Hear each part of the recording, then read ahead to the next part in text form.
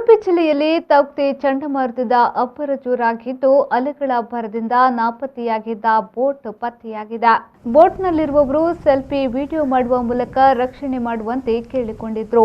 ಅಲೆಗಳ ಅಬ್ಬರ ಜೋರಾಗಿದ್ದರಿಂದ ರಕ್ಷಣೆ ಕಾರ್ಯಾಚರಣೆಗೆ ಅಡ್ಡಿಯಾಗಿತ್ತು.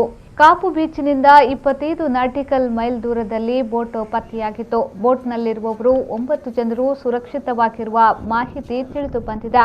ಬೋಟ್ನಲ್ಲಿರುವ ಜನರ ರಕ್ಷಣೆಗೆ ಕೋಸ್ಟ್ ಗಾರ್ಡ್ ಪ್ರಯತ್ನ ನಡೆಸಿದ್ರೂ ರಕ್ಷಣಾ ಕಾರ್ಯಾಚರಣೆಗೆ ಅಲೆಗಳ ಅಬ್ಬರ ಅಡ್ಡಿಪಡಿಸಿತು.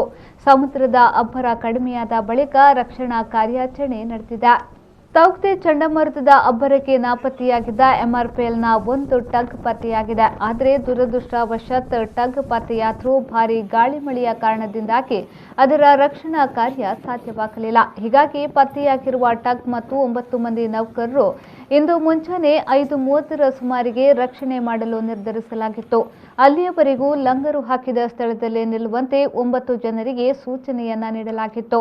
ಜೋರಾಗಿ ಸುರಿಯುತ್ತಿರುವ ಗಾಳಿ ಮಳೆಯ ಕಾರಣದಿಂದ ಕೋಸ್ಟ್ ಗಾರ್ಡ್ ಸ್ಥಳಕ್ಕೆ ತೆರಳಲು ಸಾಧ್ಯವಾಗುತ್ತಿರಲಿಲ್ಲ. ಟಗ್ನಲ್ಲಿ ಇರುವ 9 ಮಂದಿ ನೌಕರರು ಪ್ರಾಣ ಕೈಯಲ್ಲಿ ಹಿಡಿದು ನಿಂತಿದ್ರು.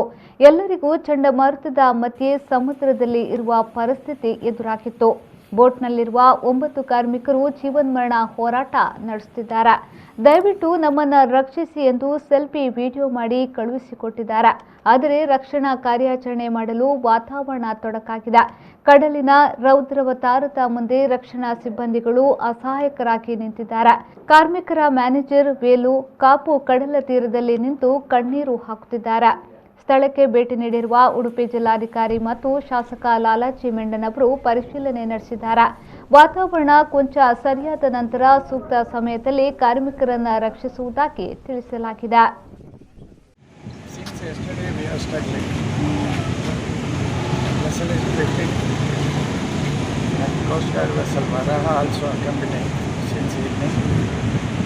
Unable to rescue the people who were on board on CS9. Now it is sitting on the Nagki area.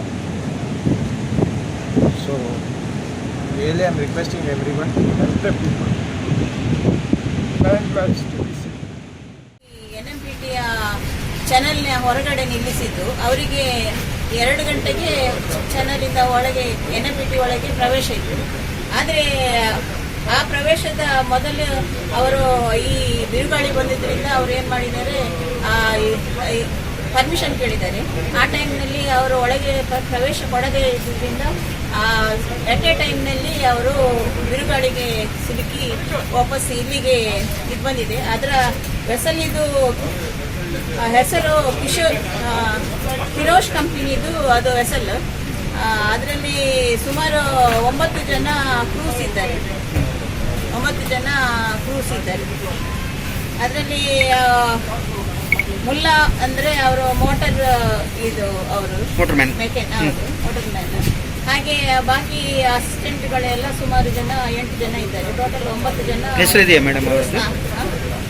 ಹೆಸರು ಇದೆ, ಬಟ್ ಅಲ್ಲಿಂದ ತೇಲಿ ಬಂದು ಈಗ ಕಾಪುವಿನ ಲೈಟ್ ಹೌಸ್ನ ಸ್ವಲ್ಪ ದೂರದಲ್ಲೇ ಇದು ಬಂಡೆಗೆ ತಾಗಿ ನಿಂತಿದೆ. ಅದು ಬಂಡೆಗೆ ತಾಗಿ ನಿಂತಿದೆ. ಅವರು ಸುರಕ್ಷಿತವಾಗಿದ್ದಾರೆ. ಆದರೆ ಈ ಬಿರುಗಾಳಿ ಜಾಸ್ತಿ ಬಂದರೆ ಅವರಿಗೆ ರಕ್ಷಣೆಯ ಇದನ್ನು ಕೇಳ್ತಾ ಇದ್ದಾರೆ.